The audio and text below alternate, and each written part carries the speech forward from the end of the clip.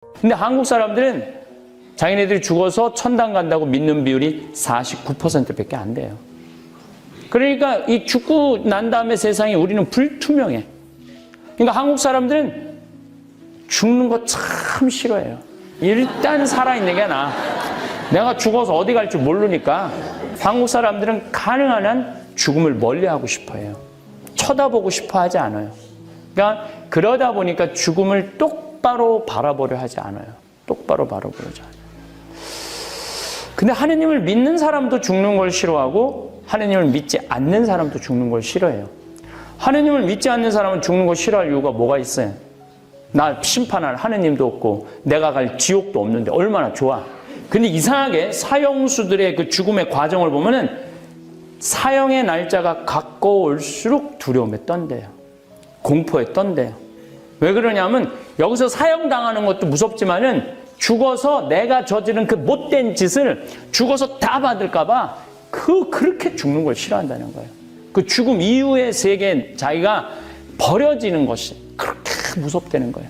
그래서 사형수가 그 교수대에 이렇게 올라가다가 계단이 사고갖고 그냥 계단 밑으로 팍 떨어지면서 핸대는 소리가 하마터면 죽을 뻔했네. 끝까지 살아있고 싶거든요. 끝까지. 야, 내가 1년 동안 죽어서 천국에 가보니까 천국 너무너무 좋더라. 연옥 거기 훈련받는 거 보통 고통스러운 게 아니더라. 거의 지옥과 버금 가더라. 지옥 거긴 희망도 없이 끝도 없이 고통 속에 살더라. 거긴 정말로 사람 갈 데가 못 되더라. 아, 이렇게 얘기해 주면 얼마나 속 시원하겠어요. 최근에 가장 가까운 연구는 사우스햄프턴 대학이라고 영국의 대학에서 하도 죽었다가 살아 돌아온 사람들이 많다니까 샘 파니아 그 교수 연구진들이 2,000명을 대상으로 해요. 죽었던 사람들 2,000명을 대상으로 연구를 해요. 그러니까 대부분이 죽었다 살아 돌아온 사람들이 죽어서 5분 정도는 그 죽음 근처에 머물러 있다는 거예요. 그리고 떠난다는 거예요. 그러니까 우리가 이렇게 죽으면은 이 사람들이 여러분들 죽은 사람들 저는 뭐 굉장히 많이 봤죠. 죽은 사람들 굉장히 많이 봤는데 그 내 손에서 죽은 사람들도 너무 많고 근데 이렇게 보면은 5분 정도는 그 영혼이 머물러 있는 거예요. 그러니까 여러분들 사람 죽었을 때 5분 동안은 말 잘해야 돼요. 지금 그렇게 고생시키더니 잘 죽었다 뭐 이런 소리하고 그러면 안 돼요. 어떻게 얘기해야 돼? 좋은 데 가시라고, 행복한 데 가시라고, 살아서 고생했으니까 죽어서는 하느님 품에서 행복하게 사시라고, 내가 기도 열심히 해주겠다고. 이게 참 중요해요. 그 샘파니아 교수진이 연구를 하는데 너무너무 놀라는 사실들이 많이 나와요. 어떤 사실이 나오냐? 사람은요 죽어봐야 철이 들어. 근데 이놈 거 죽을 수가 있어야지. 철 들려면 한번 죽어야 되는데 죽어봐야 철이 드는 거예요. 지금 효도하지 못하는 자식은요 나중에도 못해요. 여러분들 지금 부모한테 못하잖아요. 나중에도 못하는 거예요. 나중에 잘해야지. 다 핑계예요. 소용없어요. 또 10년 전에 내 동창 신부 하나가 전화를 했어요. 밤에 창현아 우리 성당에 가서 장례미사 좀 해달라는 거예요. 왜? 자기 도저히 장례미사 할 자신이 없다는 거예요. 왜 본당 신부가 장례미사를 할 자신이 없어? 그랬더니 고등학교 2학년 여학생인데 백혈병에 걸려서 죽었다는 거예요. 근데 그 아이가 자기를 너무너무 좋아하고 따랐대. 그리고 매일 독수하고 미사해서라고. 근데 그 초상집에 가는데 눈물이 그렇게 나더래요. 근데 초상집에 갔는데도 눈물이 나는데 장례미사 할 때 자기는 분명히 울어갖고 미사를 끝까지 못할 거라는 거예요. 네가 와. 아무 상관없는 네가 와서 해달라는 거야. 아무 상관없는 네가 와서 해달라는 거야. 그래? 그럼 내가 와서 해줄게. 다음날 갔어요. 갔는데 정말 사진을 보니까 정말 예쁘게 생겼더라. 꽃같이 생겼어. 근데 그 아이가 죽었으니 앞에 엄마 아빠 울지, 옆에 수녀님 또 위로한다고 울지, 옆에 그냥 친구들 같이 성당 학생 활동을 하던 애들 울지, 그거 보고 그냥 교우들 울지, 옆에 신부 울지. 그냥 나만 안 울고 끝까지 그냥 나만 안 울고 내가 끝까지 했어. 나만 안 울고. 여러분들 이 피지 못한 꽃이 죽으면은요 가슴이 아파요. 사람은요 어느 정도 이 세상에서 다 해고 가야 되는 게 있어. 근데 그런 걸 못하면은 우리가 한이 되는 거야. 그런 영혼들이 쉽게 떠나지도 못하고. 40살 본당 신부할 때 30살, 40살 된 엄마들이 폐암, 유방암 뭐 이런 거 걸려갖고 애 뭐 5살, 3살, 뭐 7살 놔두고 죽을 때 그 소복 입고 앉아 있어 보면요. 그거 보면요. 가슴이 찢어져요. 그 엄마 뭘 못하고 죽은 거야? 도리를 못하고 죽은 거예요. 부모로서의 도리를 못하고 죽은 거예요. 여러분들 가운데 막내 장가 보내고 신혼여행 떠나보내고 손님들 다 떠나보내고 부부가 저녁에 차 한잔 마시면서 뭐라고 얘기해요? 여보, 우리 이제 죽어도 여한이 없다. 텔도리 다 했으니까. 사람은 살면서 뭐를 해야 돼? 도리를 해야 돼요. 도리를 열심히 해야 돼요. 황창현 신부님의 행복특강 지금 바로 시작하겠습니다. 영상이 마음에 드신다면 구독, 좋아요, 알림 설정 부탁드립니다. 사람이 죽은 후 49일 동안 일어나는 일도 함께 들으시면 좋겠습니다. 참 예수님, 네, 반갑습니다. 네, 제가 요즘 뭐 강의, 맨날 강의 많이 다니지만은 요즘 더 많이 이 강의를 또 빈님이 오시는데 뭐 서산, 어제는 전주 갔다 왔어요. 네, 오늘 또 새벽에 지금 나왔는데 그래서 코가 좀 헐었어요. 그런데 건강에는 아무 지장 없습니다. 예, 아주 요즘 컨디션이 아주 좋습니다. 우리 하느님을 믿는 사람도 그렇고 하느님을 믿지 않는 사람도 그렇고 참 궁금한 게 있어요. 사람이라면 누구나 다 궁금한 게 있어요. 하느님을 믿는 사람도 진짜 궁금하고 하느님을 믿지 않는 사람도 진짜 궁금한 게 뭐냐면 하느님이 진짜 계실까? 하느님이 진짜 계실까? 하느님을 믿는 사람들은 왜 궁금하냐면은 내가 성서 말씀대로 예수님이 왼뺨을 때리면 다른 뺨을 돌려대라고 그러고 이 겉옷을 달라고 그러면 속옷까지 달라고 그래갖고 다 내줬는데 죽었는데 나 보상해줄 하느님이 안 계시면 어떻게? 억울하잖아요. 그러니까 어느 날 갑자기 열심히 살다가도 천장 보다가 내가 이거 헛고생하는 거 아닌가. 여러분들보다 더 궁금한 게 누군지 아세요? 우리 신부들이에요. 야, 이거 장가도 안 가고 지금 살고 있는데 죽었는데 아무것도 없으면 어떻게 해. 얼마나 황당한 일이에요. 궁금해요. 근데 하느님을 믿지 않는 사람들도 궁금해요. 왜 궁금하냐면은 나는 아무것도 없는 줄 알고 내 마음대로 하고 살았는데 내 왼뺨을 만지면 그냥 두들겨 패고 내 속옷을 달라고 그러면은 그놈 그냥 팬티만 남기고 다 뺏었는데 내 마음대로 하고 살았는데 만약에 죽어서 하느님이 계시면 어떻게? 아니 믿는 사람은 하느님이 없을까봐 걱정이고 안 믿는 사람은 하느님이 있을까봐 걱정이고 이거 참 아주 묘한 노릇이죠. 근데 하느님을 그렇게 존재에 대한 의구심을 갖는 이유 중에 하나가 하느님이 착한 사람에게 주는 천당 과연 있을까? 그 다음에 나쁜 짓만 골라서 하는 사람 지옥 보내는 지옥 있을까? 이게 참 궁금해요. 그리고 정말 궁금한 게 나는 과연 천당에 갈까? 지옥에 갈까?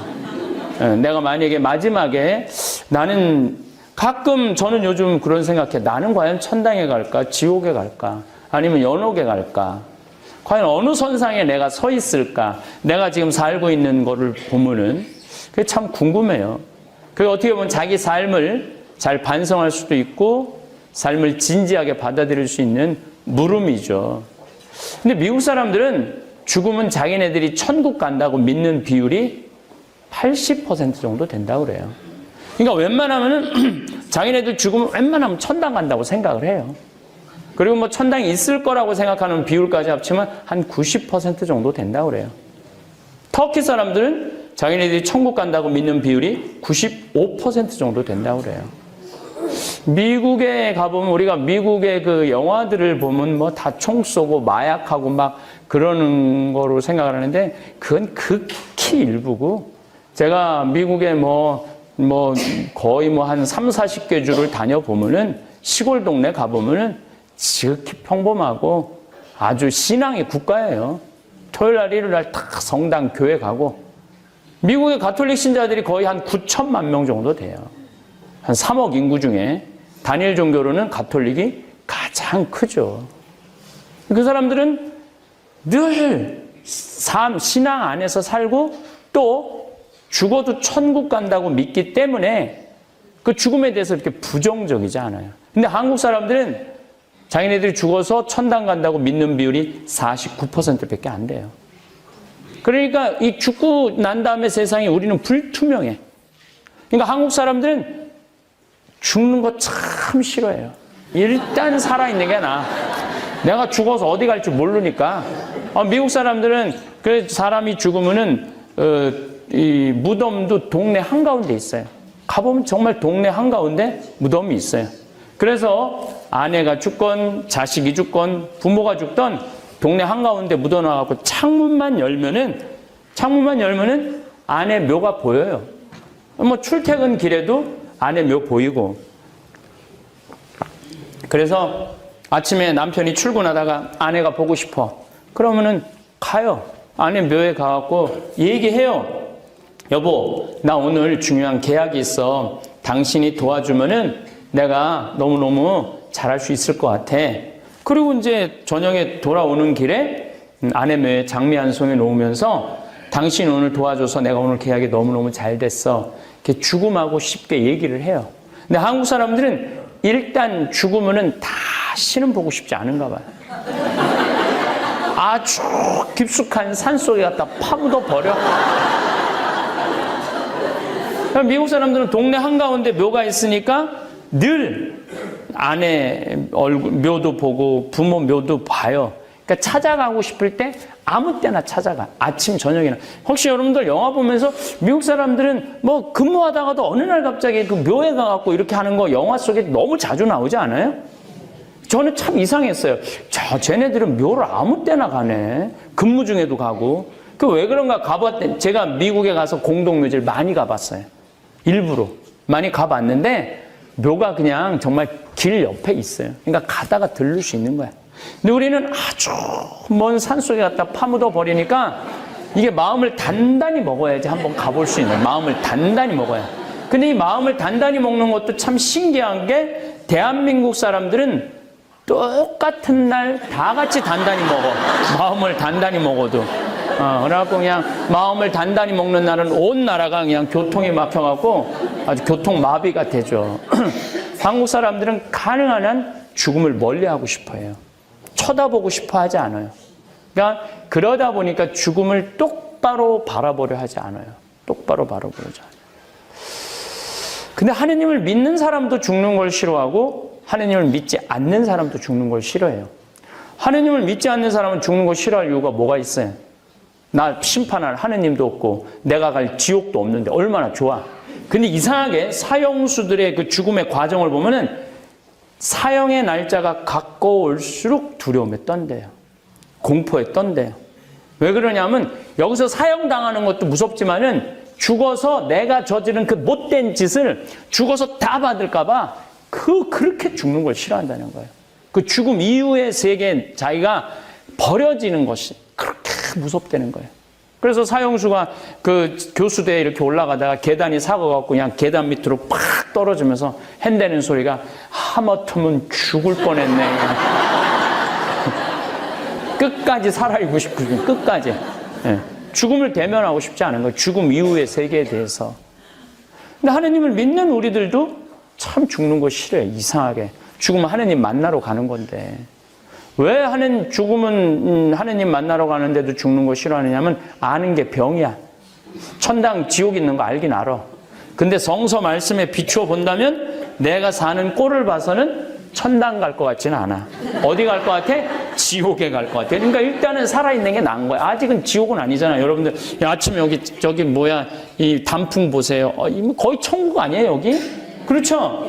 여기가 좋은 거야. 일단 하느님 거기 계셔도 그냥 가서 심판받고 싶지가 않은 거야. 마태복음 5장에 보면은 온몸이 지옥에 던져지는 것보다 눈알 하나 없이 천국에 가는 게 낫다 이거예요.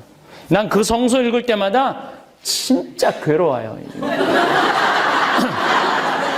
내가 내일 모레도 이제 명동에 강의 가는데, 명동에 강의 갈 때마다 이제 밥 먹으려고 목자골목을 나가보면요, 아가씨들이 뭐 한국 아가씨, 중국 아가씨, 일본 아가씨들이 그냥 미니스커트, 허벅지 쫙, 그걸 보면 눈알이 가려. 이건 눈알을 빼야 되는 건가 말아야 되는 건가. 마태복음 5장에 의하면 빼야 되는데 내 눈알이 이거 한 6천 개 이거 빼야 되는 거 아닌가 이거. 아마 여기 있는 형제님들도 눈알 온전히 가지고 갈 분 별로 없을걸요. 제 생각에. 하늘나라에 아마 눈알 없는 남자도 굉장히 많을 거예요. 이게 죽어서 이게 천당 가는 게 만만치가 않단 말이야. 그러니까 일단은 살아있는 게 나은 거예요. 일단은 하느님도 믿긴 믿는데 내 모든 잘못을 꿰뚫어 보시는 하느님. 다른 사람은 몰라도 나만 짓는 죄가 있잖아요. 아무도 몰래 짓는 죄가 있잖아요. 근데 하느님 앞에 가면 그게 다 밝혀질 거 아니야.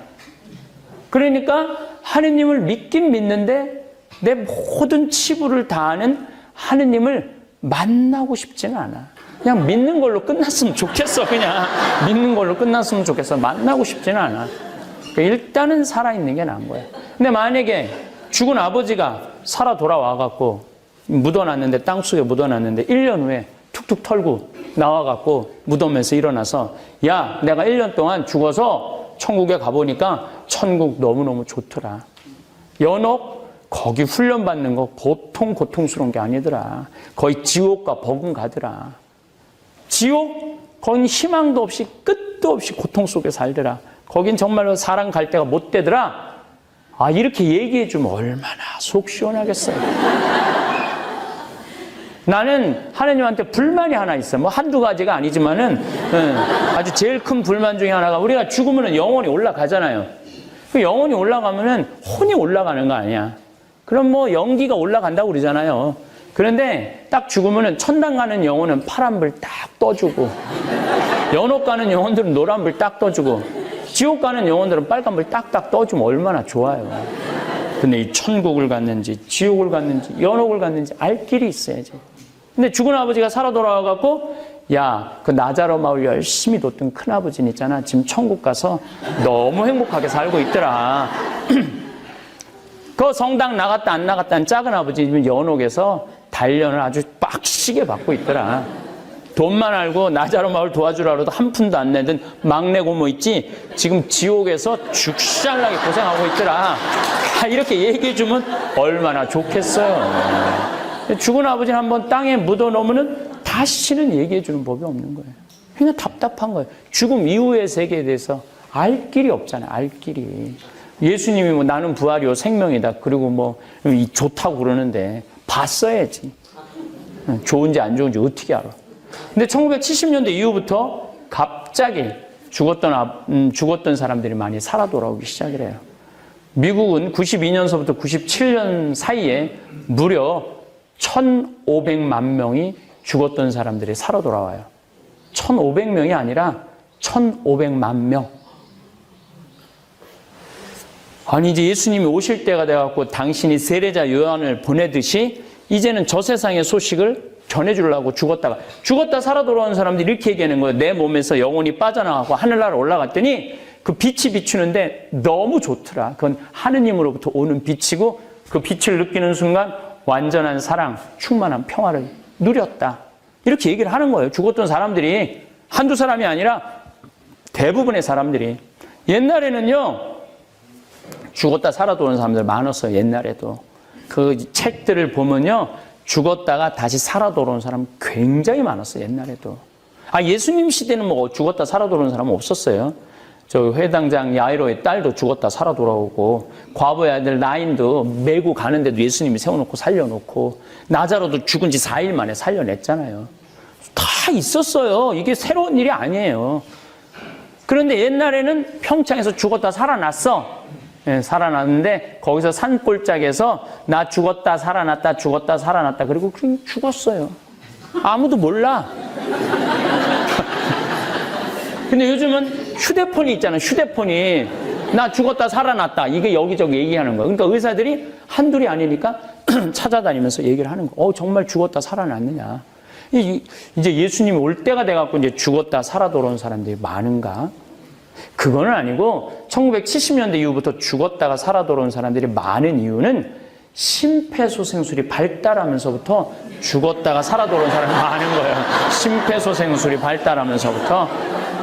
심폐소생술이 발달하기 전에 사망은 어떻게 판정했느냐면 동공이 풀리고 맥박이 안 뛰고 심장이 멎는 거를 사망으로 판정을 해요. 의학적으로.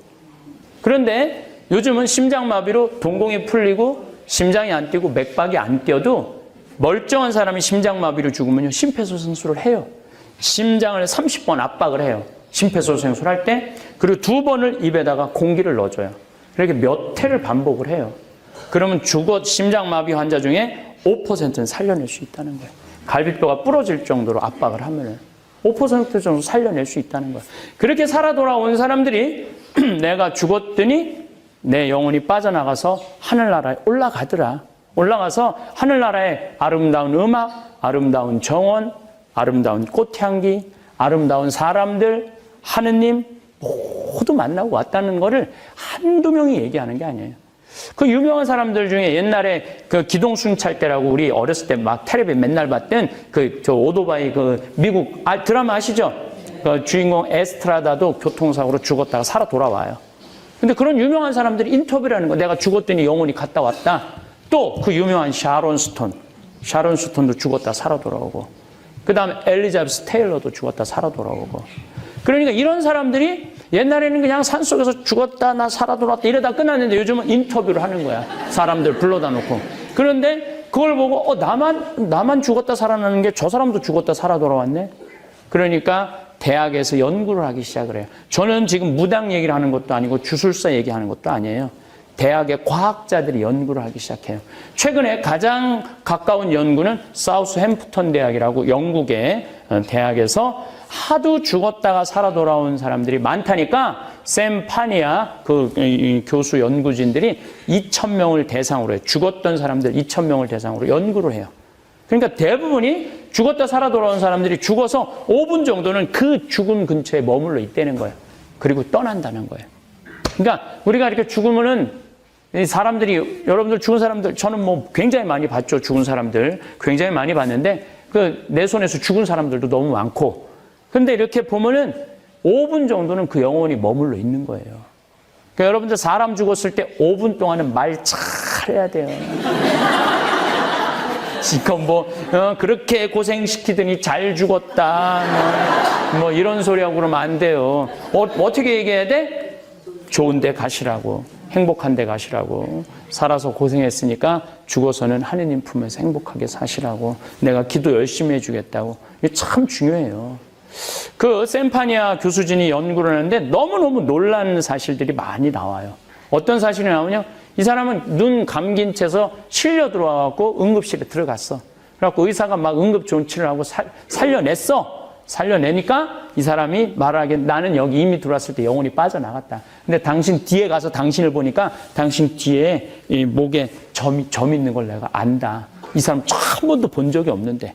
그리고 옆에 간호사가 얘기한 것까지 다 얘기를 하는 거예요. 영혼이 나가서 다 듣는 거죠. 죽는 걸로 끝나는 게 아니에요. 우리가 영혼이 여행을 떠나는 거예요. 영혼이. 고든 알렌이라고 미국의 백만장자 금융업 하는 사람이 있어요.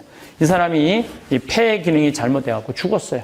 죽어갖고 하늘나라로 올라갔는데 그 빛을 느끼는 순간, 이 사람 성당 다니는 사람도 아니야. 신앙이 있는 사람도 아니야. 돈만 알던 사람이야. 근데 그 빛을 느끼는 순간 너무 행복하더래요. 지복, 직관.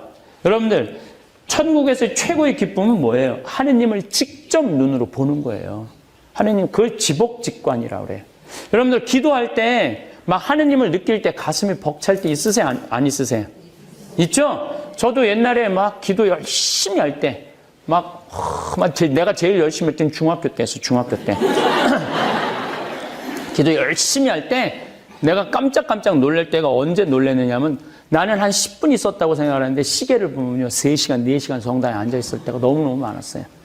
그게 뭐냐면 그때는 그 기쁨이 말로 표현할 수가 없어. 아니, 내가 직접 하느님을 뵙지도 않고 그렇게 가슴이 벅찬데 하느님을 직접 보면 어떻겠어요? 아마 그래서 그 사람들이 하느님을 보는 순간 충만한 사랑, 완전한 사랑, 존재의 충만함을 느낀다는 거예요.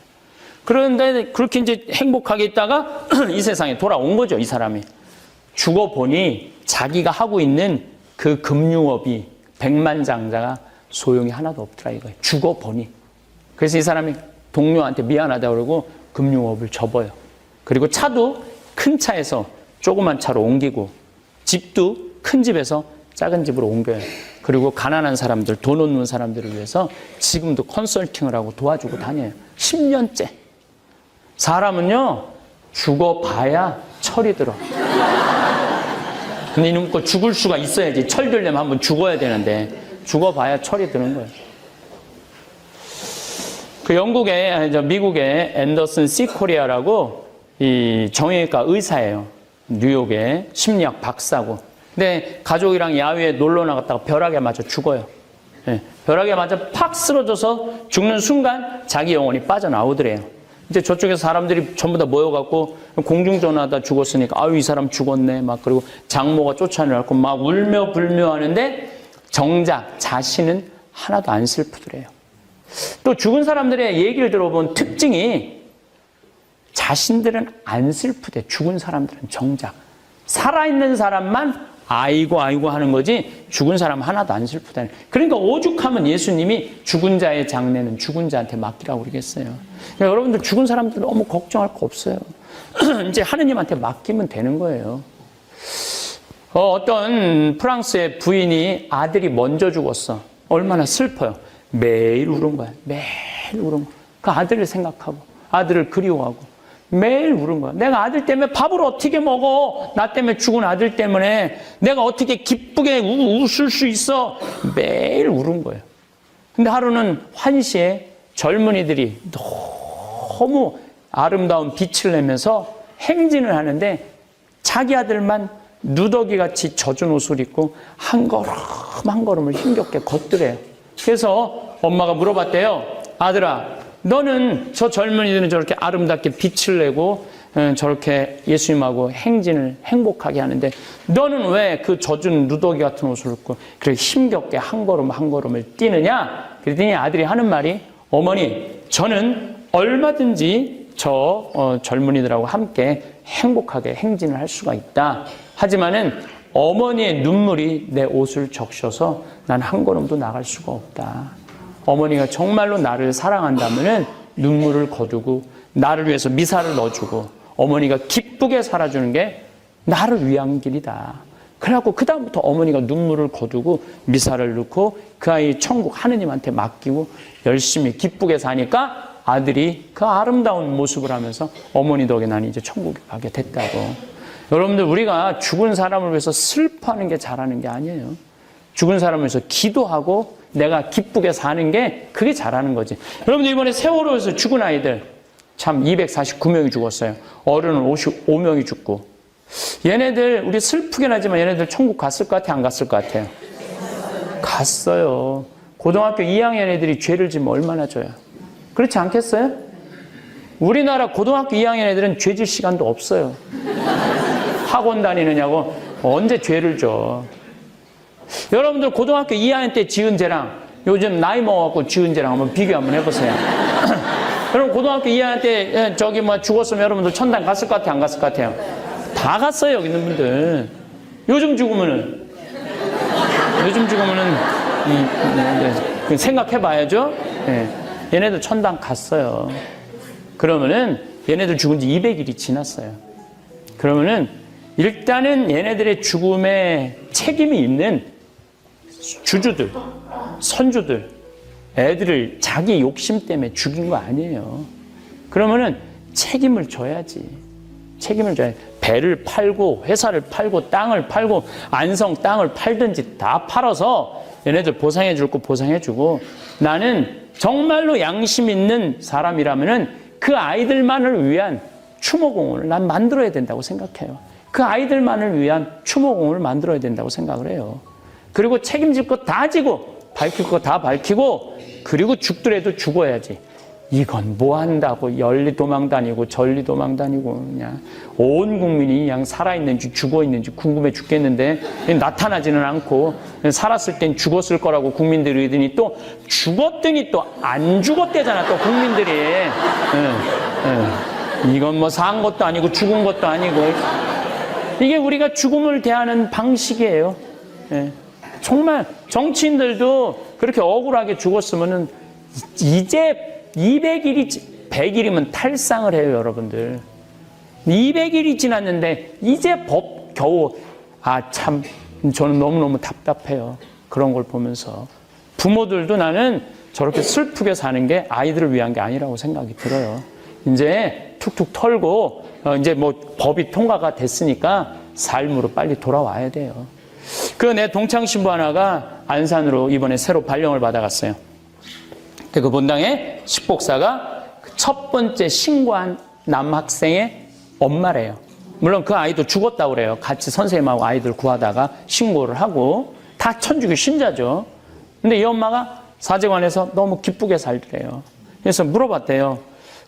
다른 사람들은 저렇게 슬프게 아직도 텐트 치고 저러고 있는데 당신 왜 이렇게 기쁘게 사느냐고. 그랬더니 엄마가 하는 말이 나는 내 반쪽이 하늘나라에 있기 때문에 그 반쪽을 위해서 기쁘게 살아야 된다고. 내가 슬프게 살면 아들도 슬퍼할 거 아니냐. 여러분들 우리가 죽음에 대해서 그 절망이라고 생각하기 때문에 죽음이 슬픈 거지 하늘나라로 여행을 떠나는 거라고 생각하면 죽음이 슬픈 게 아니에요.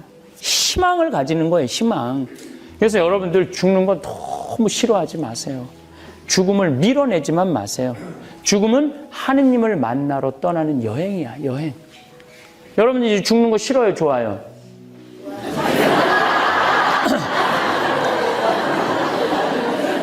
좋아해야 돼요. 죽는 걸 무조건 안 쳐다보는 거는 그거는 인간으로서. 여러분들 그 빅토르 위고르가 이런 말을 해요. 무덤을 자주 방문하는 것은 학문의 대학을 다니는 것이다. 덕의 대학을 다니는 것이다. 그래요.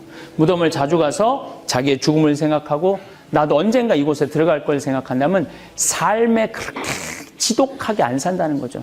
삶을 그렇게 지독하게 안 산다는 거죠. 어차피 두고 떠날 건데 뭘 그렇게 연연하고 다 가지려고 그래. 그래도 죽는 게 싫어. 그래도 살아있는 게 나아.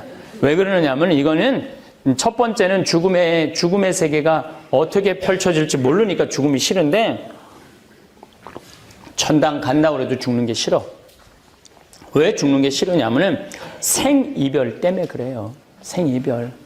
내가 아무리 천국에 가도 죽으면 더 이상 사랑하는 남편 볼 수 없잖아요. 사랑하는 아내 더 이상 볼 수 없고, 사랑하는 부모 볼 수 없고, 사랑하는 딸 볼 수 없어요. 요즘 내 동창 신부 부모님들이 많이 돌아가세요. 지난 봄에도 내 친한 신부 아버지가 세상을 떠났어요. 84살인데 나하고 참 친했던 아버지예요. 뭐 이맘때만 되면은 안중에 계시던 분인데 큰 방앗간을 해 쌀을 쪄서 평창까지 갖고 오세요. 시면 이거 드시라고, 새쌀 드시라고, 강의하러 멀리 다니니까 새쌀 드시라고. 이렇게 나하고 친하던 아버지인데 이제 위암으로 돌아가셨어요. 84살에. 이렇게 누워있는 걸 이렇게 뵈니까 우리 아버지도 84살이란 말이야. 우리 아버지도 이제 살 날이 얼마 남지 않았다는 생각이 딱 들더라고요. 지난 장례 미사 때. 야, 나도 이제 아버지하고 이별을 해야 되는구나. 나도 갑자기 슬프더라고요. 아버지하고 어떻게 이별을 하지? 내 사랑하는 아버지하고. 내가 아버지 죽어서 울지 말고 살아있을 때 아버지 자주 만나야지. 한 달에 한 번 정도는 적어도 내가 아버지하고 밥을 꼭 먹어야지. 요즘은 한 달에 한 번 꼭 밥을 같이 먹어요. 밥을 먹으면서 내 이 아버지랑 꼭 한 달에 한 번 먹는다고 그래봤자 1년에 12번밖에 안 되잖아요. 그렇잖아요. 앞으로 보면 얼마나 봐. 뭐 기껏 봐야 한 20년밖에 더 보겠어요, 아버지. 내가 20년 동안 봤다가 아버지 100살에 돌아가셨어. 그러면 난 슬프지 않을 거예요. 왜? 때가 되면 가야 되거든요. 떠나보낼 때가 떠나보내야죠. 그런데 이번에 세월호에 죽은 아이들, 얘네들은 이별을 할 수가 없는 거예요. 얘네들은 부모들이 아직 뭘 못했어? 사랑을 다 못한 거예요. 아직 해야 될 사랑이 너무너무 많은데 그걸 다 못하고 밥도 더 많이 해주고 싶고 여행도 같이 가고 싶고 장가 가는 것도 보고 싶고 애 낳는 것도 보고 싶고 내가 다 챙겨서 이것저것 해주고 싶은데 대학에 가는 것도 보고 싶고 졸업하는 것도 보고 싶고 그 사랑을 더 이상 할 수가 없는 거예요. 죽음 때문에. 그래서 죽음이라는 게 그래서 슬픈 거예요. 이별 때문에 슬픈 거예요. 죽음이라는 게. 그래서 여러분들 나는 사랑도 그래요. 뭐 죽고 난 다음에 울며 왜 죽었느냐고 조금만 더 있으면 내가 사랑할 텐데 더 사랑할 텐데 다 소용없는 거예요. 여러분들 자식들이 뭐 저 한 30대 40대 된 아버지들 보면은 내가 돈 벌어서 애들 사랑해 줄 거고 돈 벌어서 애들 좋은 집 그 다 소용없는 얘기예요. 지금 사랑하지 않으면요 나중에 돈 벌어도 못 해줘요. 사랑을 하려면 언제 해야 돼? 지금 해야 돼. 지금 사랑을 하려고 내가 그 본당 신부할 때 보면 신경질 나는 자식들이 있어요. 엄마가 60에 죽었어. 40된 자식이 와서 울며 불며 왜 벌써 죽었느냐고 조금만 더 살면 내가 돈 벌어서 효도할 텐데 그 자식은 엄마 70에 죽으면은 50에 와갖고 뭐라 그럴 것 같아요? 왜 벌써 죽었느냐고 조금만 더 기다리면 내가 효도할 텐데 끝까지 그럴 놈이에요. 지금 효도하지 못하는 자식은요 나중에도 못해요. 여러분들 지금 부모한테 못하잖아요? 나중에도 못하는 나중에 잘해야지. 다 핑계예요. 소용없어요. 또 10년 전에 내 동창 신부 하나가 전화를 했어요. 밤에 창현아 우리 성당에 가서 장례미사 좀 해달라는 거예요. 왜? 자기 도저히 장례미사 할 자신이 없다는 거예요. 왜 본당 신부가 장례미사를 할 자신이 없어? 그랬더니 고등학교 2학년 여학생인데 백혈병에 걸려서 죽었다는 거예요. 근데 그 아이가 자기를 너무너무 좋아하고 따랐대. 그리고 매일 독수하고 미사에서라고. 근데 그 초상집에 가는데 눈물이 그렇게 나더래요. 근데 초상집에 갔는데도 눈물이 나는데 장례미사 할 때 자기는 분명히 울어갖고 미사를 끝까지 못할 거라는 거예요. 네가 와. 아무 상관없는 네가 와서 해달라는 거야. 아무 상관없는 네가 와서 해달라는 거야. 그래? 그럼 내가 와서 해줄게. 다음날 갔어요. 갔는데 정말 사진을 보니까 정말 예쁘게 생겼더라고. 꽃같이 생겼어. 근데 그 아이가 죽었으니 앞에 엄마 아빠 울지, 옆에 수녀님 또 위로한다고 울지, 옆에 그냥 친구들 같이 성당 학생 활동을 하던 애들 울지, 그거 보고 그냥 교우들 울지, 옆에 신부 울지, 그냥 나만 안 울고 끝까지 그냥 나만 안 울고 내가 끝까지 했어. 나만 안 울고. 여러분들 이 피지 못한 꽃이 죽으면은요 가슴이 아파요. 사람은요 어느 정도 이 세상에서 다 해고 가야 되는 게 있어. 근데 그런 걸 못하면은 우리가 한이 되는 거야. 그런 영혼들이 쉽게 떠나지도 못하고 40살 본당 신부할 때 30살 40살 된 엄마들이 폐암, 유방암 뭐 이런 거 걸려갖고 애 뭐 5살, 3살, 뭐 7살 놔두고 죽을 때 그 소복 입고 앉아 있어 보면요 그거 보면요 가슴이 찢어져요. 그 엄마 뭘 못하고 죽은 거야? 도리를 못하고 죽은 거야. 부모로서의 도리를 못하고 죽은 거야. 여러분들 가운데 막내 장가 보내고 신혼여행 떠나보내고 손님들 다 떠나보내고 부부가 저녁에 차 한 잔 마시면서 뭐라고 얘기해요? 여보 우리 이제 죽어도 여한이 없다. 텔도리 다 했으니까. 사람은 살면서 뭐를 해야 돼? 도리를 해야 돼요. 도리를 열심히 해야 돼요. 그래야지 편안하게 눈을 감을 수가 있는 거예요. 내가 60살이야. 시집을 왔는데 남편이 빚을 잔뜩 져놨어. 토요일날 일요일날 놀아봤던 적이 없어. 빚 갚는다고. 뼈가 빠지게 일을 했어. 자식들은 3자식 공부시킨다고 그 잘난 옷 한 번 백화점에서 사 입어봤던 적이 없어. 다 10,000원짜리 20,000원짜리 길거리에서 사 입었어. 남들 여행 간다고 그럴 때 니네들이나 가라고 그래. 친구들 다 보내고 맛있는 것도 사 먹어봤던 적도 없고. 근데 60살에 빚도 다 갚고 자식도 다 키워놨어. 이제 돈도 좀 생겼어. 나도 한번 호강 한번 해봐야지. 그래갖고 이제 맛있는 것도 사 먹어보니까 자꾸 속이 미식미식해. 먹을 때마다 이상하게. 근데 자꾸 급기야는 뒷목이 막 땡겨. 병원에 가보니까 위암 말기라는 거야. 당신 3개월밖에 못 산다고. 그러면 이 60살 먹은 아줌마는 억울해서 죽어요, 못 죽어요? 못 죽어. 나도 한번 호강 한번 해보려고 그랬더니 나보고 죽으란다고. 이 사람은 못 죽어. 나한테 그렇게 와갖고 울며불며 나한테 매달린 사람들 많아요. 나 억울해서 못 죽는다고. 사람은요, 이 세상에 살면서 행복하고 싶은 욕구가 있어. 살면서 고생만 한 사람은요, 죽어서 눈 못 감아요, 죽을 때. 내가 이 세상에 고생하려고 태어났어? 봉사도 마찬가지야. 어떤 사람 이렇게 보면은, 자기네들 이렇게 봉사하는 거 보면은 지겹게 힘들게 하는 사람이 있어. 나 힘들어 죽겠어요, 신부님. 이 봉사하는 거 지겨워 죽겠어요. 내가 항상 하는 얘기야. 하지 마. 지겨운데 어떻게 해? 힘든데 어떻게 해? 기뻐야지 해지. 아니 예수님 십자가 생각하고 예수님 십자가 생각하고 기쁘게 할 거면 하고 예수님 십자가 지겹게 하려면 하지 마. 사람은요 기뻐야 돼요. 지겨운 사람은요 언제든지 티를 내요. 그 공동체를 깨든지 그 지도자를 깨물어 먹든지 반드시 그런 일이 나와요. 자기가 기뻐서 일을 해야지 기쁘지 않으면요 일을 하지 말아야 돼요. 그래서 우리들은 이 세상에 살면서 어느 정도 도리도 해야 되고 사랑도 해야 되고 행복하기도 해야 돼요. 저는 지난 2월 달에 성지순례 갔다 왔어요. 80명의 교우들하고 이스라엘을 걸었어요. 10일 동안. 도보 성지순례, 걷는 성지순례, 버스 타고 호강하는 그런 성지순례 말고 나자렛에서부터 갈릴레아까지 65km를 걸었어요. 예. 아주 2월 달이 여러분들 이스라엘을 가려면 2월에 가야 돼. 2월, 3월, 4월. 왜냐하면 11월에 우기가 시작되면 3월이 과월절이 시작이 돼요. 과월절 때가 모든 추수가 다 될 때가 과월절이야. 그러니까 우리하고는 개념이 다른 거죠. 우리는 9월이 추석인데 얘네들은 3월이 과월절이 추석이란 말이에요. 그러면 2월 달에 가보면요. 그 갈릴레아 그 벌판이요. 들판이 꽃천지야. 꽃천지. 그 들판에 빨간 아네모네 꽃이 끝도 없이 펴 있어요.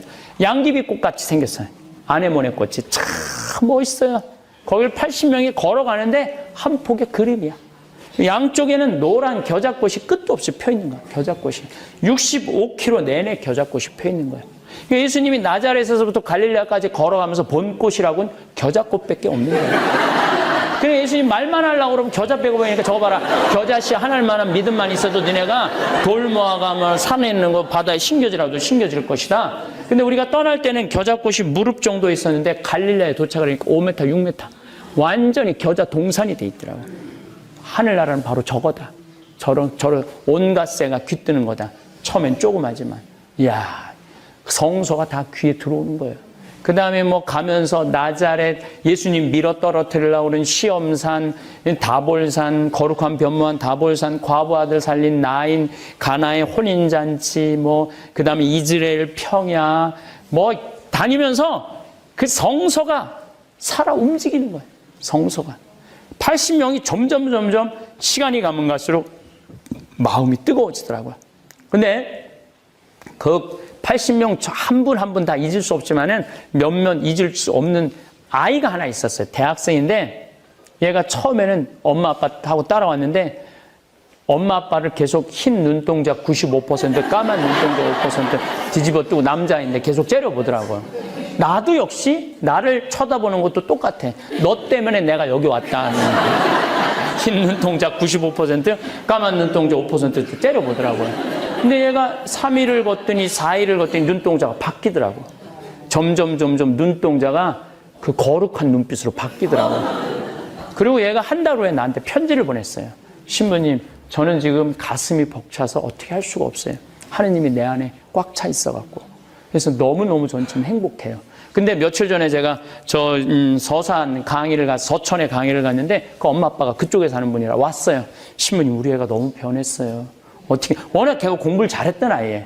근데 서울대학을 가려고 그러다가 한참 방황을 하는 바람에 서울대학을 못 받고 그 밑에 대학에 공부 잘하니까 화학과를 간 거야. 근데 그 학교를 때려쳤대요, 지금. 때려치고 신부님 돕는다고 의대 공부를 한다는 거예요. 이건 그냥 공부가 아니야. 신부님, 지금 내가 해외 지금 잠비아 이렇게 의료봉사 나가잖아요. 의료봉사 하겠다고. 그게 지금 공부를 열심히 한다는 거예요. 이게 우리가 성지에 가보면요. 예수님을 만나요. 삶이 바뀌는 거예요. 그리고 버스 타고 다니면 덜 만나. 걸어 다녀야지 만나. 걸어 다녀야지 만나. 걸어 다녀야지. 이런 얘기 들어보면 여러분들 무슨 생각 들어요? 나도 한번 가고 싶다 이런 생각 들죠? 나도 한번 죽기 전에 꼭 한번 가야 되겠다 이런 생각 들죠? 근데 저는 여러분들한테 너무 안타까운 게 왜 그 좋은 데를 죽기 전에 가요? 지금 가면 안 돼, 지금? 여행은 가슴이 떨릴 때 가야지 다리가 떨릴 때 가면 안 된다니까요. 죽기 전에는 다리 떨려서 못 간다니까, 죽기 전에는. 지금 가세요, 지금. 신부님 무슨 돈으로 가요? 집 잡혀서 가라. 여러분들, 죽을 때 집 갖고 가요? 집 갖고 가는 게 아니에요. 죽을 때는요, 추억 갖고 가고, 선행 갖고 가고, 믿음 갖고 가는 거예요. 집은 다 놔두고 가요, 집은. 그거 갖고 가는 거 아니에요, 여러분들. 갖고 가지도 못할 걸 그냥 매달려갖고 그걸 쩔쩔쩔쩔 메고 한 푼도 못 쓰다가 죽는 거 너무너무 불쌍한 거예요. 이건희 회장님이 재산이 12조 5,900억이래요. 나는 12조도 필요 없어. 그리고 그게 얼마나 많은 건지도 감도 없어. 5천억도 난 필요 없어요.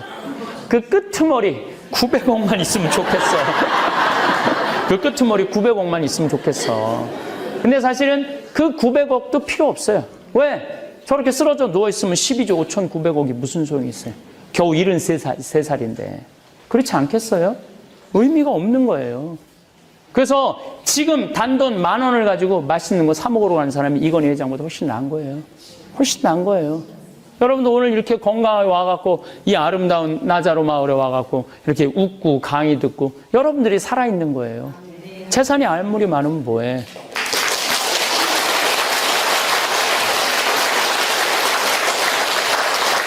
아니 그렇다고 난 이건희 회장이 빨리 죽으라고 얘기하는 게 아니에요. 여러분들 박수 치니까 이상하네. 저는 이건희 회장이 빨리 일어났으면 좋겠어요. 뭐라 그래도 우리나라 경제를 이끌고 세계에서 제1류 기업을 만든 회장인데 저렇게 쓰러져 누워있으니까 가슴이 아파요. 빨리 건강했으면 좋겠어요. 그래도 벤자민 플랭클린이라는 미국의 독립선언서 쓴 그 유명한 사람 이런 말을 해요. 재산을 잃으면 조금 잃은 거고 명예를 잃으면 반을 잃은 거고 건강을 잃으면 다 잃은 거다. 그러니까 건강이 중요한 거예요. 건강이. 그래서 우리 죽을 때 재산 갖고 가는 게 아니에요. 죽을 때 뭐 갖고 가냐면 추억 갖고 가는 거. 추억. 그 다음에 선행. 저는 이렇게 인생을 이렇게 돌아보면요. 어렸을 때 너무너무 행복했어요. 저는. 맨날 아버지하고 산에 가서 가재 잡고 메뚜기 잡고 뭐 도토리 줍고 밤 따고 뭐 콩소리에서 콩고 먹고 뭐 감 따먹고 참 뭐 도라지 더덕했던 기억이. 참 어렸을 땐 집에 매를 키워갖고 난 초등학교 수업 끝나고는 그 학교에서 집에 오는 길 내내 개구리를 잡아갖고 매한테 먹이고 정말 너무너무 행복했어요. 중고등학교 때는 또 성당. 참 성당 행복했죠. 예. 중고등학교 때는 학교보다 성당을 더 열심히 다녔으니까. 그럼 맨날 여름에는 뭐 캠프 한다고 뭐 넌 쌀 갖고 와라, 넌 냄비 갖고 와라, 넌 텐트 갖고 와라 그냥 내내 4박 5일 갔다 오고 난 다음에 또 디프리 한다고 또 방학 내내 노는 거예요. 성당 애들하고. 가을에는 뭐 또 예술제 한다고 또 예술제 하고 또 성탄 때는 또 예수님 성탄 전야제 한다고. 그리고 그냥 중고등학교 때는 남학교 여학교 따로 있었잖아요. 그 사춘기 때. 근데 성당에, 난 또 주교자 성당, 조원동 주교자 성당에 다녀갖고, 이양 여학생들이 얼마나, 그것도 그냥 여학생인데, 이쁜 여학생들이 얼마나 많았는지, 정말로 행복했어요. 중고등학교 시절이 난 너무너무 행복했어. 제일 찬란했던 때는 신학생 때였죠. 신학생 때. 신학교에서 신학교 생활이 난 너무 재밌었어요. 방학이 싫었을 정도로. 신학교 생활이 참 즐거웠어요. 배우는 것도 좋고 친구들하고 같이 노는 것도 좋고 모여서 노래하는 것도 좋고 뭐 보좌 신부 3년 때 뭐 우리 본당 훌륭한 본당 신부님 모시고 또 보좌 때는 교우들이 보좌들을 얼마나 예뻐해요. 본당 신부 10년 행복하게 살았고 지금은 또 뭐 평창에 다니면서 농사 짓는 날은 온 세상 다니면서 강의하고 뭐 이번 달에는 지난 여름에는 남미 5개 나라 다녀왔어요. 강의를 한 달 동안 뭐 브라질, 아르헨티나, 칠레, 페루, 파라과이. 또 가면은 또 교우들이 강의만 시켜요. 강의는 뭐 2시간 기껏해야 2시간, 4시간 하면 신부님 귀양 페루 오셨으니까 마추픽추 가자고. 강의는 4시간 하고 마추픽추는 3일 갔다 오고. 뭐 파라과이 또 뭐 강의하면 신부님 귀양 오신 길에 이과수 폭포 가자고 그러고 이과수 폭포 그러고 뭐 깔라빠떼라고 남미 맨 끝에 있어요. 뭐 아르헨티나에서도 강의 기껏해야 뭐 4시간 하고 막 깔라빠 때는 뭐 4일 갔다 오고. 아니, 이렇게 돌아보니까요, 참 행복했어요. 그러면 저 작년에는 또 아침마당에도 출연했잖아요. 그 2번이나. 뭐 강사들이 최고로 가고 싶은, 출연하고 싶은 데가 아침마당이라고 그래요. 저는 근데 한 번도 나 출연하고 싶다고 말한 적도 없어. 자기네들이 1년 동안 출연해달라고 나한테 졸른 거야. 1년 동안. 그래서 어쩔 수 없이 나간 거, 어쩔 수 없이. 어쩔 수 없이 나갔는데 보통 아침마당 시청률이 6%에서 7% 목요 특강이. 근데 전 2번 다 10.4%가 나왔어요. 근데 이 교양방송에서는, 그 드라마가 아니고 교양방송에서는 0.5%만 올라가도 난리가 난대요. 근데 무려 3.5%가 더 높았으니 얼마나 대단해요. 그럼 우리 교우들이 다 봐줘서 그렇겠지만은, 우리 교우들이 다 봐줘서 그렇겠지만은 12월 27일 날 마지막 강의라고 이제 강의를 하려면 새벽 4시에 나가야 돼요. 새벽 4시에 이제 나가서 뭐 화장을 1시간 동안 해요. 여자들이 들이붙어갖고 막 화장을 1시간 동안, 화장 1시간 하고, 그리고 이제 강의하고 이제 끝나고 이제 평창 갔는데 평창이 난리가 난 거예요. 왜 난리가 났냐면 강의하는 순간 우리나라 사람들이 대단해요. 생태마을로 전화를 하는 거예요. 거기 황 신부님 있는 데냐고. 자기네들 가보겠다고. 그냥 완전 마비가 됐대, 마비가. 근데 도착을 했는데 우리 직원들이 막 뒤집어지는 건 내가 도착을 하니까. 왜 그러냐 그랬더니 할머니 한 분, 성당도 안 다니는 할머니 하나가 완전 생태마을 뒤집어 놓은 거야. 성당도 안 다니는 할머니가 전화를 해갖고 오늘 아침에 강의한 신부님 어쩜 그렇게 우리 마음을 잘하느냐고, 속이 후련하다고. 아니 어떻게 이렇게 젊은 신부님이 이렇게 강의를 잘. 그런데 그 신부님 혼자 산다며. 그러네. 성당도 안 다니는 할머니가 혼자 산다며. 아니 왜 그렇게 즐겁고 유쾌한 신부가 혼자 사느냐고. 오늘 보니까 그 이금희하고 너무 잘 어울리니까 결혼시키라고.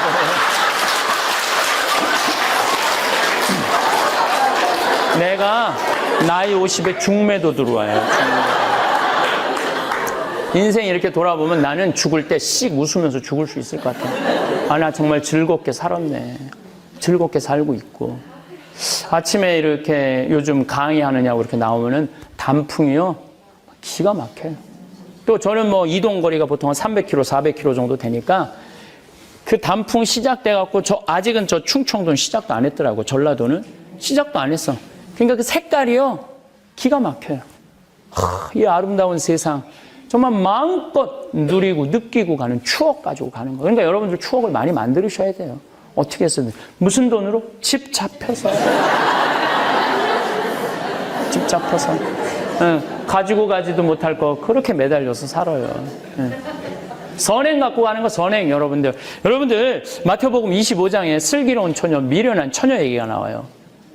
슬기로운 처녀는 기름등 잔에 기름이 많았어. 미련한 처녀는 기름등 잔에 기름이 하나도 없어.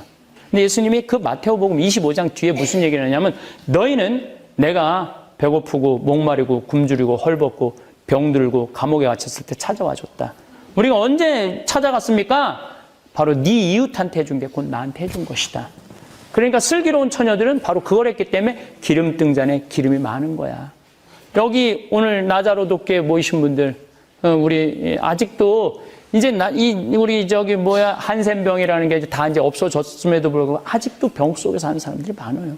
이거 잊혀지면 안 되는 거죠. 근데 여러분들 그 돕는다고 이렇게 모여있는 여러분들은 지금 기름등 잔에 기름이 많은 분들이야. 여기 모인 처녀들이 슬기로운 처녀들이에요. 이 처녀들이. 슬기로운 처녀들이에요. 근데 아무것도 안 하고 있는 처녀들은 미련한 처녀들이죠. 선해. 록펠러라고요. 미국에 석유 갑부가 있었어요. 여러분들 석유가 우리가 착각하는 경우가 많아요. 중동이 석유가 시작한 게, 석유를 처음 파서 쓴 나라는 미국이에요. 미국에서 처음, 텍사스에서 석유를 처음 파서 써요. 그러니까 미국이 석유로 일어난 나라예요, 미국이. 근데 거기에 최고의 부자가 록펠러예요. 근데 록펠러는 55세 벌써 10시네. 10시까지 하고 싶은 쉬려고 그러네. 요 얘기만 조금 하고 끝내겠습니다. 55세, 당신 1년밖에 못 산다는 불치병 판정을 받아요. 그렇게 돈이 많은데 55세 불치병 판정을 받으니 얼마나 슬퍼. 그래갖고 이제 병원에서 이제 로비에 이제 힘없게 이제 나가려고 그러는데 병원 로비에서 그거 써 있어요. 받는 자보다 주는 자가 행복하다라고 써 있는 거예요. 근데 자기는 한 번도 줘봤던 적이 없는 거야. 그렇게 돈이 많은데 주는 게 참 즐겁거든요. 이게 주는 것도 처음에는 별 생각이 다 드는데 일단 주고 나기 시작을 하면 그 기쁨을 누리면 어떻게 해서 주려고 그러는 사람이 그렇게 바뀌게 돼 있어요. 근데 자기 한 번도 준 적이 없는 거야. 그런데 마침 로비에서 한 애기 엄마가, 소녀의 엄마가 막 울면서 그 병원 원무과에 있는 사람한테 매달려요. 우리 딸 좀 제발 입원 좀 시켜달라고. 돈이 없으면 안 된다. 우리 딸은 입원 안 하면 죽는다. 그 얘기를 듣고 록펠러가 비서를 통해서 입원비를 대줘요. 그리고 그 아이가 완치됐다는 얘기를 들어요. 너무 행복했던 거야. 자기가 줌으로써 사람 하나를 완치시킨 게 너무 행복했던 거야. 그래서 내가 남은 1년 동안 내가 정말로 어려운 사람을 도와야 되겠다. 열심히 돕기 시작을 했어요. 열심히 돕기 시작했는데 이 사람이 언제까지 도왔느냐 하면은 1년밖에 못 산다는 사람이 98살까지 도우면서 죽었어요. 98살. 그래서 존 록펠러는 98에 죽어요. 98에. 선행 갖고 가는 거예요. 죽을 때 믿음 갖고 가는 거야. 집 갖고 가는 게 아니에요. 여러분들 집 잡혀서 쓰세요. 쓰세요. 그리고 뭐 지금 시간이 너무 짧아갖고 하고 싶은 얘기가 너무 많은데 이제는요 50평 의미가 없어요. 둘이 사는데 50평이 무슨 의미가 있어요. 20평이면 되지. 다 20평으로 다 갈아탈 거예요. 그렇다면 무슨 얘기냐면은 집값은 계속 떨어질 거예요. 집값은 계속 떨어질 거예요. 이제 하나 둘밖에 안 사는데 큰 집의 의미가 없는 거예요. 이제는 점점 그렇게 될 거예요. 여러분들 집에 연연하지 말라는 거예요. 집에 연연하지 말고 그냥 집 잡혀서 행복하게 건강하게 살다가 죽을 때 나처럼 씩 웃으면서 그런 마음으로 죽는 게 참 중요해요. 그러니까 이 세상을 살면서 건강이 제일 중요하다. 그래서 내가 항상 건강에 제일 권하는 게 청국장 가루다.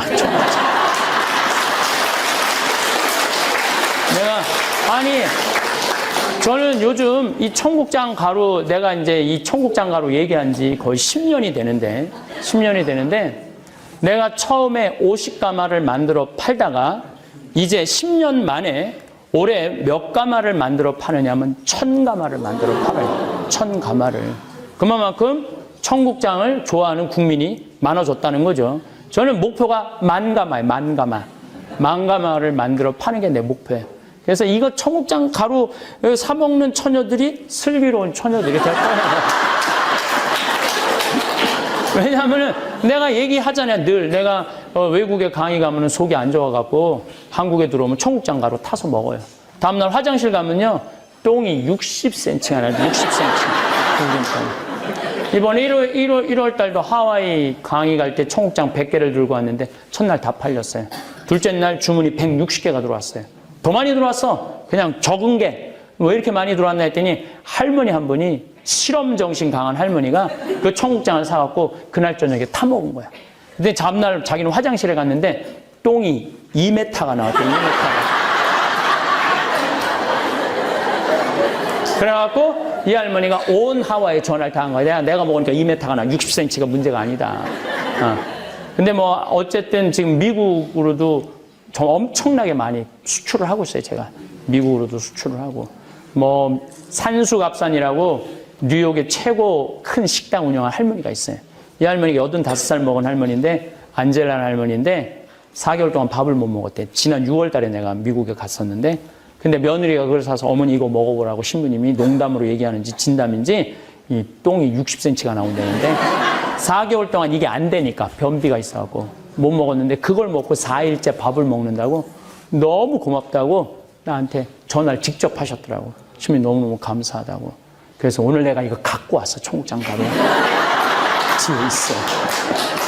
그러니까 여러분들 이거 공복에 드시는 게 제일 좋아요. 아침에 밥 숟갈 2숟갈 일어나자마자 오늘 전 아침에도 타 먹고 나왔어요. 급할 때는 그냥 맹물에 타서 먹어요. 저는 아주 쉬워요. 냄새도 안 나. 저온 숙성을 했기 때문에. 그리고 유윤식 신부님이라고 그 대전교구 광천성당에 며칠 전에 강의 갔는데 신부님 배가 이렇게 나왔더라고. 그게 이렇게 나왔어. 이렇게 정말 건강이 정말 걱정될 정도로 신부님 이거 꼭 드셔야 된다고. 내가 신부님 정말 나한테 너무너무 따뜻하게 맞이해 주시더라고, 신부님이. 그 새우 그냥 생새우로 그냥 직접 까서 막 먹이고 그래서 내가 이거 꼭 드시라고 했는데 어제 전화가 왔어요. 신부님 이거 또 보내달라고. 왜 그러냐면 자기 너무 좋다는 거예요. 그래서 여러분들 다른 거 보약 같은 거 뭐 천국 잘 먹고 잘 자고 잘 싸면은 그게 보약이지 뭐예요. 예. 그리고 나는 어디 이 성령기도 가면 안수기도를 안 해줘요. 왜냐하면은 오응진 신부님은 손에서 뭐가 나오는 모양이야. 이쪽 쓰러지다 이쪽 100명 쓰러지고 이쪽 100명 쓰러지는데 나는 23년 동안 안수기도를 했는데 쓰러진 사람이 한 명도 없어요. 지난 6월 달도 의정부교구 성령대회 갔어요. 10주년 갔는데 내 강의 끝나고 바로 안수예절에 도망 나왔어요. 뭐 대학교 강당을 빌려갖고 했는데 도망 나오는데 운동장에서 할머니 내 차를 딱 막는 거야. 기다리고 있었던 거예요. 그러더니 창문을 열니까 창문 안으로 머리를 들면서 신부님 안수기도 해달라는 거예요. 그래서 할머니 내 손에서는 아무것도 안 나온다. 그래도 해달라는 거예요. 신부님이 안수해주면 나을 것 같다는 거예요. 그래도 또 어떻게 머리까지 그냥 차 안으로 그냥 들이미는 할머니를 그래갖고 이제 안수를 했어요. 머리를 탁 얹고 안수기도를 하는데 내가 온몸으로 느끼겠더라고요. 내 손에서 아무것도 안 나오는 게 아무것도 안 나오는데 누르고 있는데 나도 한심하고 아무것도 안 나오는데 머리 디미는 할머니도 불쌍하고. 그런데 안동교구 신부님 공신부님이라고 전화했어요. 신부님 그런 소리 하지 말라고. 자기 성당에 음악 선생님이 있는데 소아 마비래. 생전 웃지를 않는데. 여러분들 우리 인간한테 최고의 선물이 뭘까요? 웃음이에요. 이게 웃지 않으면은 이게 인간이 아니에요. 웃지 않으면은. 근데 생전 안 웃는다는 거예요. 그래서 내 CD 화가 나십니까? 뭐 말말말 유혹과 행복 성당에 왜 다니십니까? 오늘 강의한 거 죽음과 함께 CD를 사서 너 이거 좀 들어봐라 줬대요. 이때부터 선생님 웃기 시작을 했대. 근데 어느 날 집에 도착했는데 테이프 반밖에 안 됐는데 너무 웃겨갖고 끝까지 들어야지. 그래 끝까지 듣는데 온몸이 뜨겁더래요. 그래도 발가락의 감각을 55년 평생 처음으로 느낀 거야. 발가락이. 그리고 지금 발가락이 자란대요. 그래갖고 신부님이 나한테 전화하고 신부님은 손에서는 안 나오지만 입에서 나온다. 입에서 나온다.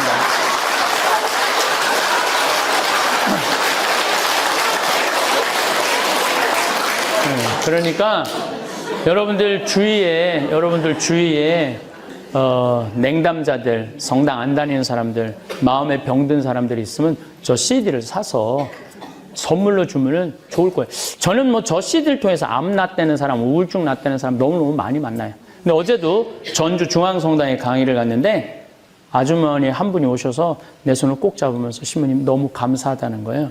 그래서 왜 그러냐 그러니까 자기 남편이 뇌졸중으로 누워있는데 내 CD를 듣고 건강이 너무너무 좋아졌다는 거예요. 그 누워서도 그렇게 웃는데요. 텔레비도 안 보고 아무것도 안 보고 계속 웃는데 계속. 그러니까 건강이 너무 좋아졌다고. 신부님 너무너무 감사하다. 내가 CD 팔라고 그러는 게 아니에요. 그러니까 여러분들 CD를 사랑하는 사람들, 여러분들 자녀들도 성당 나가 그러면 애들이 뭐래? 엄마 자꾸 성당 나가라면 나 절 나간다 그러는 애들이. 말하지 말고 너 이거 졸릴 때 차 안에서 한번 들어봐라. 이렇게 하면은 아이들이 마음이 많이 바뀔 거예요. 마음이. 그래서 저 CD를 많이 활용을 하시고 냉담자들도 많이 회두를 많이 하는 것 같아요. 그래서 편지가 참 많이 와요. 그리고 냉담자뿐만 아니고 제가 이렇게 편지를 이렇게 받아오면서 깜짝깜짝 놀라는 경우가 많아요. 개신교 신자들이 너무 많이 개종을 해요. 그 CD를 듣고. 그래서 목사님들한테 미안해요. 왜냐하면 요즘 문 닫는 교회가 너무 많거든요. 1년에 한 400개, 500개씩 문 닫고 있거든요, 교회가. 그래서 목사님들 만나면은 자기네들 너무너무 힘들대, 지금. 개신교가 지금 위기예요. 겉으로 보기엔 굉장히 화려한 것 같은데 조그만 교회들은 그냥 팍팍 나가 떨어지는 거예요. 어쨌거나 하여튼 뭐 여러분들 내 책 많이 사서 보셨겠지만 사는 맛 사는 멋이 이번에 또 행복하게도 문화체육관광부에서 노인 도서 권장 도서로 선정이 돼갖고 14포인트라고 글자 크게 노인들 보기 좋게 책도 원래는 요만한데 이만하게 해갖고 전국 도서관에 다 비치해놨다고 그러더라고요. 태어나서 죽을 때까지 어떻게 살아야 되는지, 특별히 나이 드신 분들 자식들한테 재산 주면 어떤 꼴을 당하는지 그 책에 잘 써 있어요. 그러니까 책을 많이 구입하셔서 활용하시고, 아까 또 김치 얘기하는데 우리 김치 이제 담아서 팔기 시작을 해요. 우리 가을. 우리 김장김치 맛있어요. 네, 그래서 새우젓 김치 이거 10kg요. 6만 원이에요. 깔끔한 맛이 나고 황석어젓 깊은 맛이 나요. 깊은 맛. 네. 그리고 우리는 뭐 전부 최고급만 다 써요. 최고급만. 그리고 배추, 무는 우리가 다 키우고 팥까지는 우리가 키워요. 나머지는 다. 물론 고추도 우리가 키우는데 뭐 고추는 우리가 다 할 수는 없어. 올해는 많이 수확을 못했어요. 2,500건밖에 못했어요. 우리 한 10,000건 정도 해야 되는데, 그래서 농약 안 치고 농사 짓는 건, 보통 사람들은 농약 치고 고추 농사 지을 때, 농약 지을 때는 4번 약 뿌려요. 근데 우리는 유기농 약을 20번 뿌려요. 그래도 안 돼요. 그러니까 여러분들 유기농으로 한 고추 뭐 비싸다, 이게 말이 안 되는 얘기예요. 정말 힘들어요. 유기농으로 농사 짓기가. 보통 우리 밭 정도면 10,000건 이상 나와야 되는데 이번에도 역시 2,500건밖에 못했어요. 어쨌든 우리 생태마을 그 뒤에 지금 우리 직원들이 쪽지 나눠주면은 그거 전화하시면 돼요. 내가 하고 싶은 얘기가 너무너무 많으니까 깔끔하게 10분만 딱 쉬고 물건 살 거 사고 강의 끝나고 사시면 되니까 10분 쉬었다가 바로 20분부터 강의 이어서 하도록 하겠습니다. 감사합니다. 아래의 글은 어느 장례지도사 분이 들려주신 이야기입니다. 사람이 죽으면 어떤 일이 생길까요? 사람이 죽으면 육체와 영혼의 분리가 일어납니다. 영혼은 마치 살아 생전하던 것처럼 일어나나 생전에는 몸과 영혼이 분리되지 않고 같이 움직이는데 반해 죽어서는 영혼이 몸으로부터 분리되어 몸은 그냥 누워있는 채로 영혼만 분리되어 일어나게 되는 것이지요. 이에 영혼은 처음에 몹시 당황하게 됩니다. 분리되어 다시 몸으로 들어가려 해도 말을 듣지 않고 영혼은 가족에 둘러싸여 있는 자신의 몸을 위에서 내려다 보게 됩니다. 사람이 죽은 후 49일 동안 일어나는 일에 대해 일자별로 나누어 어떤 일이 생기게 되는지 말씀드리면, 먼저 1일부터 3일까지의 상황은 사람이 죽은 후 영혼과 몸이 분리되어 어리둥절한 상태에 있습니다.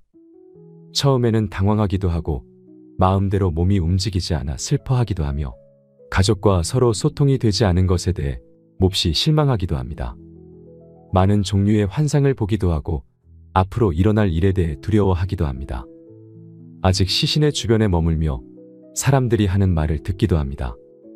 1일부터 3일은 보통 장례 기간입니다.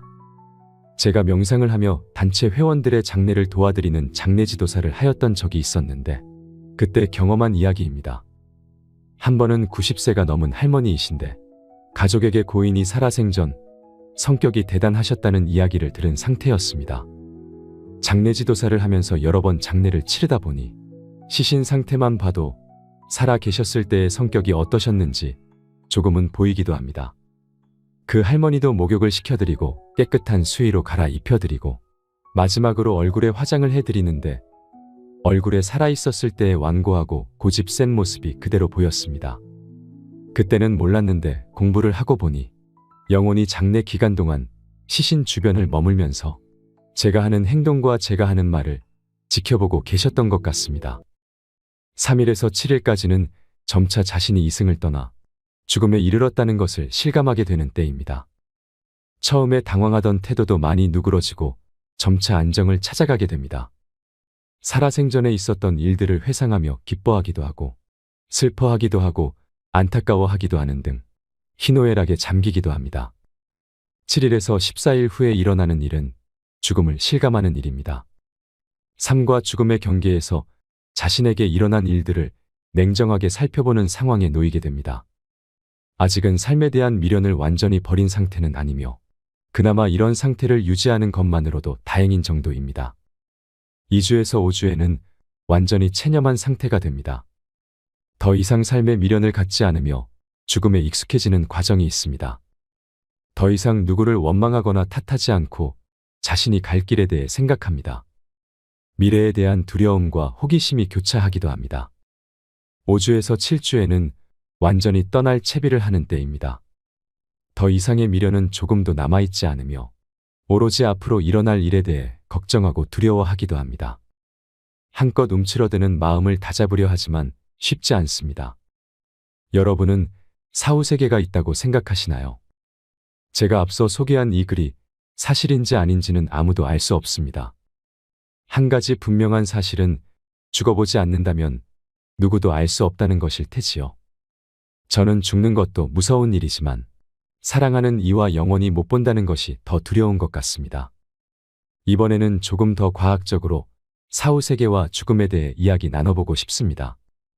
지금까지 과학으로 밝혀낸 죽음에 관한 충격적인 사실들을 말씀드리겠습니다.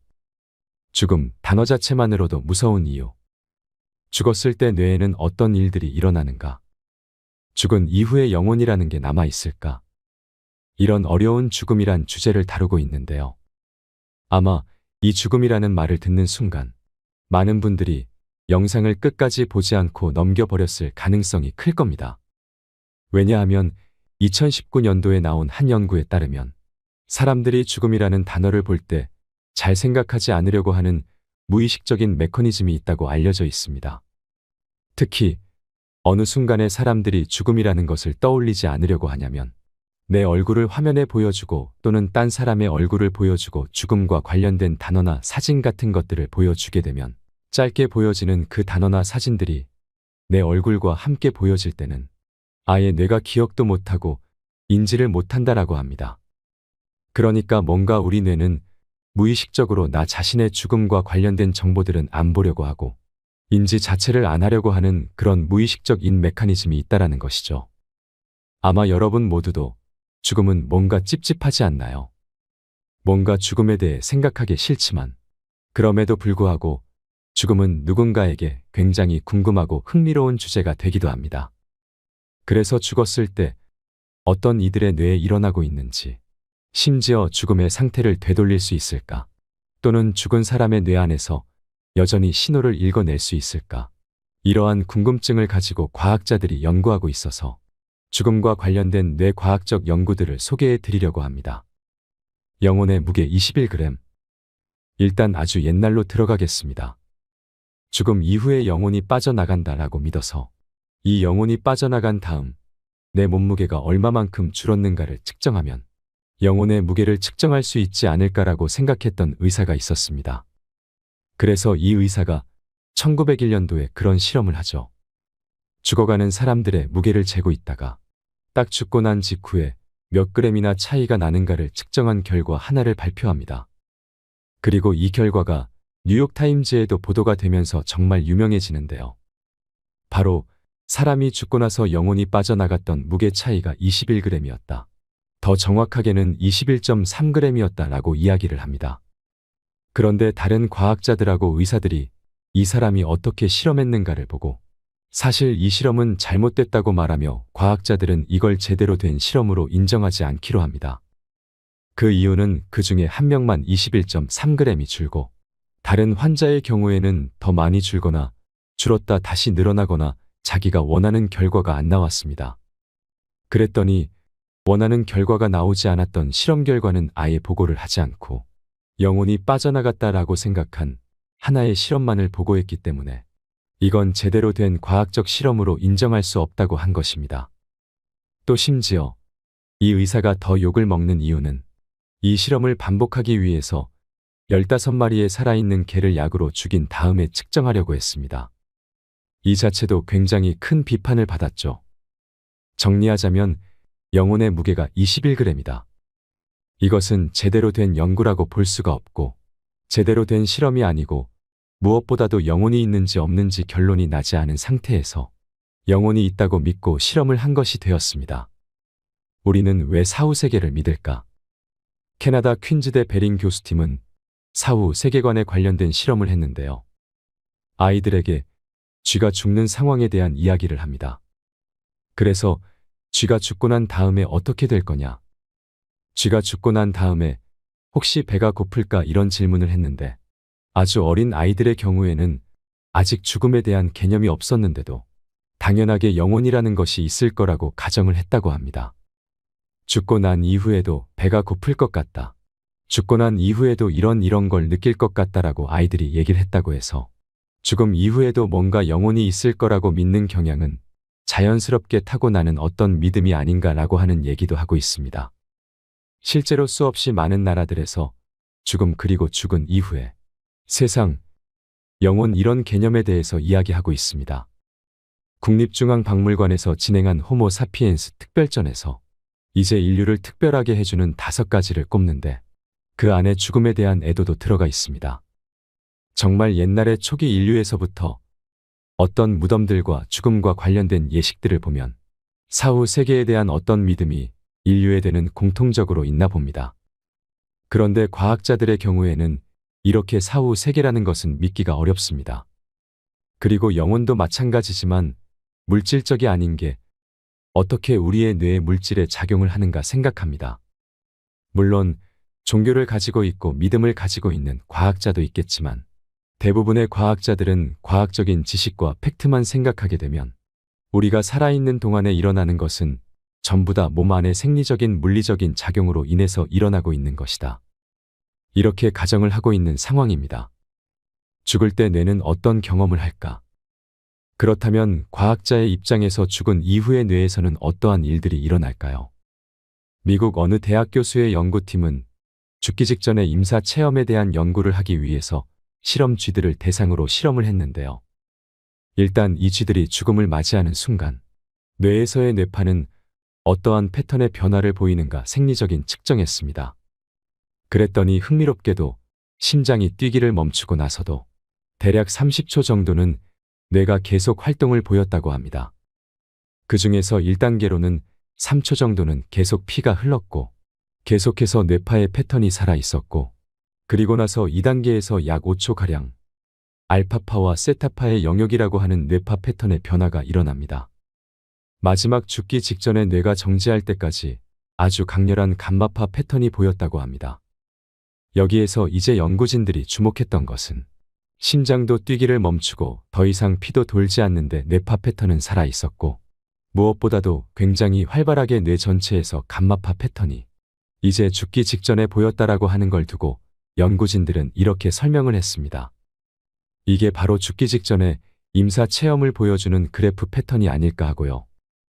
죽기 직전에 사람들이 이야기하는 환각이라든지 빛의 터널이 열린다든지 하는 것이 이것으로 설명되지 않을까 이야기를 하기도 했죠. 임사 체험이 존재한다는 증거. 버지니아 대학교에서 2017년도에 한 또 다른 연구에서는 죽기 직전에 임사 체험을 경험하고 다시 살아난 환자 122명을 대상으로 설문조사를 합니다.